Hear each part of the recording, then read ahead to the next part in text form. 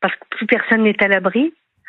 Moi, j'habite une petite ville de province, c'est où il y a une très très très très forte immigration. Désolée d'associer le meurtre de ma fille à l'immigration, parce que c'est le cas. Effectivement, il faut pas en parler. D'ailleurs, le meurtre horrible de ma fille n'a pas fait la une des journaux, non plus. Vous me permettez, Catherine, que vous puissiez nous raconter ce qui s'est passé et raconter aux auditeurs d'Europe 1 ce que vous avez vécu? Bien sûr. Donc, ma fille a disparu. Elle avait rendez-vous avec son fils pour déjeuner. Elle n'était pas au rendez-vous, ce qui était très très bizarre. Enfin, il avait 16 ans. Elle n'avait jamais posé de lapin à son fils ni rien. Donc on l'a cherché. Pendant 10 jours, elle était majeure, c'était pas grave. Elle était partie. Et moi, connaissant très bien ma fille, elle n'avait jamais fugué adolescente. C'est pas en étant maman qu'elle allait fuguer. J'ai mis un peu un coup de pied dans la fourmilière et la police a décidé d'aller à son domicile voir ce qui se passait. C'est à ce moment-là qu'un voisin a dit mais la terre est retournée là-bas dans le jardin, parce que c'était un immeuble collectif avec un jardin collectif. Et donc on a retrouvé ma fille enterrée. Donc elle avait 11 coups de couteau. Et tout de suite les soupçons se sont portés sur une personne qu'elle avait hébergée. Elle lui avait donné jusqu'à la fin du Ramadan pour trouver un logement. Elle lui a dit tu t'en vas, voilà.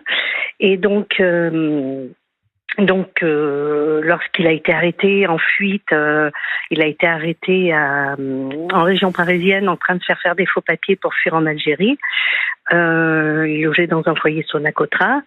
Il a quand même dit que lui il était venu en France pour se marier, pour avoir les papiers, et que ma fille n'avait pas voulu. Voilà. C'était il y a combien de temps, Catherine? C'était il y a 7 ans. C'était, on l'a inhumé le 20 juin 2018. Voilà. Donc c'est vraiment 7 ans. Avec 2 enfants mineurs, je précise. Enfin, c'était des ados, mais voilà. Catherine, et j'ai toujours eu peur qu'ils construisent leur vie d'hommes par rapport à ça. J'ai commencé l'émission en disant, a-t-on le droit, en se posant cette question, a-t-on le droit de donner la parole à la France des honnêtes gens victimes de l'ensauvagement de la société? Et pourquoi on se pose cette question ce matin? Parce que vous avez des députés qui voulaient déposer un amendement, et qui l'ont déposé d'ailleurs, pour limiter en quelque sorte la médiatisation de ce qu'ils appellent les faits divers. Et je le disais aussi, Catherine, votre témoignage est absolument bouleversant. Je ne savais pas qu'on allait avoir votre témoignage ce matin. Je précise aux auditeurs qui nous rejoignent à 11h20, vous avez une fille. Et j'avais 3 enfants à la base, oui. Bien sûr. Vous avez une fille il y a 7 ans, votre fille a été tuée par un étranger en situation irrégulière, alors que votre fille hébergeait ce dernier. Tout à fait. Multirécidiviste et sous OQTF. Je précise, parce que ça fait partie du package, bien sûr. Et 7 ans plus tard, est-ce que vous savez si cet homme est en prison, s'il est encore en France? Mais oui, il a été jugé. Mais il a été jugé. Il a été jugé en septembre 2021. Il a été jugé, il a été condamné à 25 années de réclusion sans peine de sûreté. Donc, il peut à tout moment demander sa libération, puisqu'il n'y a pas de peine de sûreté. Je sais où il est incarcéré, malgré qu'on ait voulu me le cacher. Ça, c'est encore une incohérence. Si des fois, j'avais cherché à lui faire du mal. Mais voilà. J'en sais pas plus, je ne sais pas. On ne peut pas se mettre à votre place, bien évidemment. On ne peut pas imaginer la douleur que c'est de perdre son enfant dans ces conditions-là. Permettez-moi de vous demander, Catherine, comment vous vivez aujourd'hui? Quel est votre quotidien? Alors moi, si vous voulez, quand j'ai coulé pendant quelques mois. Pendant quelques mois, j'ai vécu dans le noir. C'est qu'en fait, quand il vous arrive un drame pareil, vous avez du monde autour de vous. Alors, entre le moment où on l'a retrouvée et le moment où elle a été inhumée, il s'est passé pratiquement 3 semaines parce qu'il y avait autopsie sur autopsie, enfin bon. Et le lendemain des obsèques, tout le monde va qu'à ses occupations, c'est fini. Votre fils, il repart à 600 kilomètres. Enfin, voilà, c'est la vie reprend pour tout le monde, sauf pour vous, en fait. Et vous pouvez pas appeler les gens en pleurant Et puis quand tout le monde vous dit « Ah, mais toi, t'es forte, tu vas t'en sortir. » Donc, vous n'avez qu'une solution, c'est d'être forte. Donc, je me suis laissée couler sans le montrer à personne. Et puis, un jour, j'ai rebondi et j'ai décidé d'en faire une force et un combat, en fait. Alors, un petit combat, hein, à ma petite échelle, mais par exemple, le collectif Némésis m'a invité à venir à Paris pour la marche de Philippines. J'ai été prise Non, mais voilà, j'en fais un combat, en fait. Voilà. Maintenant, c'est un combat de tous les jours. Pour que les gens... justement, pour éviter qu'on cache, qu'on mette ces affaires sous le tapis, ce que veulent faire ces députés. Quel a été à l'époque le traitement médiatique et est-ce que vous avez... Aucun, vous dites? Maintenant, petite ville de province, et puis à la limite, comment vous dire, je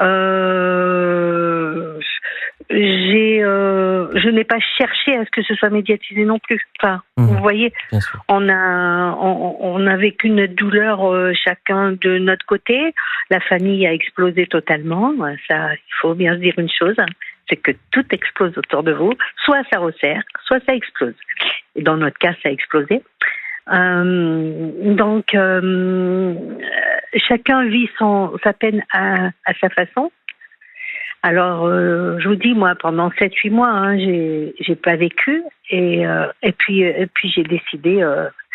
Je me suis dit, il en a tué une, il n'a pas le droit d'en tuer une deuxième.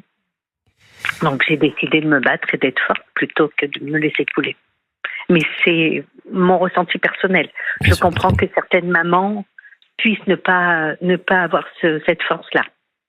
D'ailleurs, ces derniers temps, on constate que la parole des familles de victimes se libère, et on pense à la maman d'Elias, on pense à la maman de Lola, qui ont pris la parole pour dénoncer ce qui se passait. Vraiment, Catherine, une nouvelle fois, je vous remercie d'être avec nous en direct et de témoigner à notre micro, et je serais ravi de vraiment la porte est grande ouverte. Oui, je sais bien. Évidemment venir pour parler quand vous le souhaitez, Catherine. J'ai une question aussi sur... vous avez parlé du traitement médiatique absolument absent, mais quelle a été la réaction des politiques? Est-ce que vous avez été soutenu, par exemple? Oui. Oui. Et c'était pas de la récupération, hein, je vous le dis tout de suite. Hein. Je vais le dire haut et fort. C'est Éric Zemmour. Et en fait, le jour où je suis tombée sur son discours de Villepinte, j'ai dit, mais il me parle, c'est à moi qu'il parle. Et j'ai été saisie d'une telle émotion. Voilà, c'est les seuls qui m'ont ouvert les bras. Et sans récupération, la preuve, hein, c'est que je ne passe pas sur les médias. Hein. Mais donc, oui, parce que c'est quelqu'un de foncièrement humain. Il est très humain. Et je me suis sentie écoutée et comprise. Catherine, une dernière question. Vous avez parlé de votre fille qui était mère de famille, si je ne m'abuse. Oui.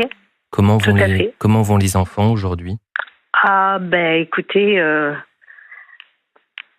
pour un, voilà, son schéma est tout à fait ce que je craignais. Il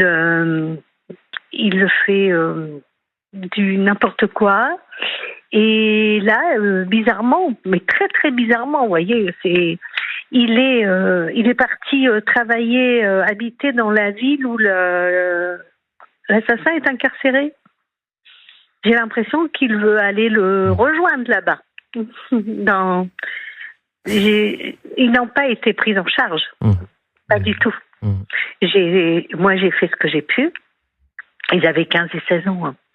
Donc, c'était plus des bébés que je pouvais... je pense que, voilà, ils ont forgé leur vie d'homme sur un drame pareil. Donc, les deux ont réagi différemment. Mais ils auront toujours cette douleur immense d'avoir perdu une maman qui les aimait fortement. Bien sûr. C'est pour ça que je savais qu'elle n'avait pas fugué. Elle aimait tellement ses enfants. Merci Catherine. Merci d'être venue témoigner au micro d'Europe 1 et une nouvelle fois, la porte est grande ouverte quand vous souhaitez vous exprimer. Vous n'hésitez pas une seule seconde. Merci, on va en parler longuement. C'était absolument pas prévu d'avoir votre témoignage ce matin. On va en parler longuement. On avait encore plein de sujets à traiter, mais je pense que quand on entend ce genre de témoignage, priorité est évidemment aux familles des victimes, mais aussi à tenter de comprendre comment on a des députés qui peuvent imaginer mettre la poussière sous le tapis. À tout de suite sur Europe 1. Et vous pouvez aussi réagir au 01 80 20 39 21 11h27. Vous écoutez Elliot Deval sur Europe 1. Et on a commencé cette émission avec Géraldine, Éric Tegner, Éric Revel et avec vous, chers auditeurs, par ce témoignage absolument bouleversant de Catherine qui a perdu sa fille il y a 7 ans, qui a été tuée par un étranger en situation irrégulière sous le coup d'une OQTF. C'est un drame de plus. Elle nous expliquait que, il n'y avait pas eu de traitement médiatique sur ce drame, qu'elle avait été soutenue par Éric Zemmour et qu'elle avait reçu le soutien donc du président et fondateur de Reconquête. Mais pourquoi on parle de ça? Parce que vous avez des députés à gauche qui proposent des amendements pour finalement limiter, avoir une réflexion éditoriale sur la place qu'occupent les faits divers. Ils parlent de faits divers dans la couverture de l'actualité.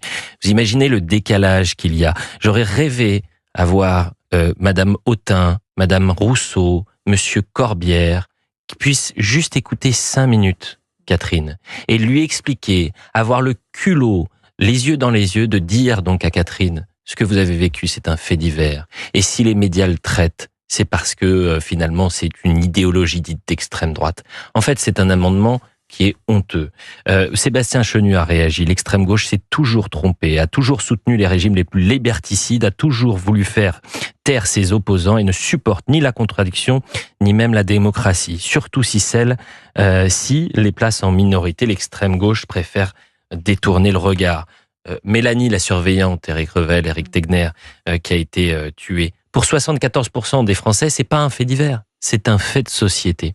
Témoignage bouleversant qu'on a pu entendre en direct sur Europe 1. Oui, c'est absolument bouleversant, marquant d'entendre ce témoignage de Catherine. Je ne le connaissais pas et en fait c'est ça la réalité aujourd'hui. C'est pourquoi c'est un fait de société, ce type de choses qui arrivent, parce qu'il y en a des milliers et parce qu'on en découvre tous les jours. Pourquoi à cette époque-là personne n'en a parlé? C'est absolument terrible ce qu'elle nous raconte. Mais je vais vous dire, moi ça m'a fait penser cet amendement à Mathieu Kassovitz, qui avait sur une chaîne de télévision dit ces mots extrêmement violents à la veuve Monguillot qui avait perdu son mari assassiné dans un bus. Et il lui avait dit les yeux dans les yeux, oui madame, ce qui est arrivé à votre mari, c'est un fait divers. La vérité, c'est que ces gens-là qui se drapent dans une forme d'humanisme n'ont aucune humanité. Nos journalistes, en fait, je pense que si on fait notre métier, c'est d'abord pour les personnes comme Catherine, c'est-à-dire pour leur tendre le micro. Alors, si les hommes politiques, les femmes politiques de gauche qui s'engagent ne le font pas pour celles et ceux qui perdent leur fille, qui se retrouvent assassinés, ou ils la perdent quand même pendant une semaine, ils ne la trouvaient pas, ils l'ont trouvée au fond de leur jardin, enterrée par ce clandestin sous OQTF, c'est absolument abominable. Et vous avez entièrement raison, si on fait ce métier, c'est pour donner la parole aux Français. C'est donner la parole à ceux qui n'ont pas eu la possibilité de raconter ce qu'ils ont vécu. Parce que vous aviez des médias qui préféraient détourner le regard, regarder ailleurs, qui préféraient ne pas parler de ça parce que ça faisait le jeu, selon eux, de partis dits d'extrême droite.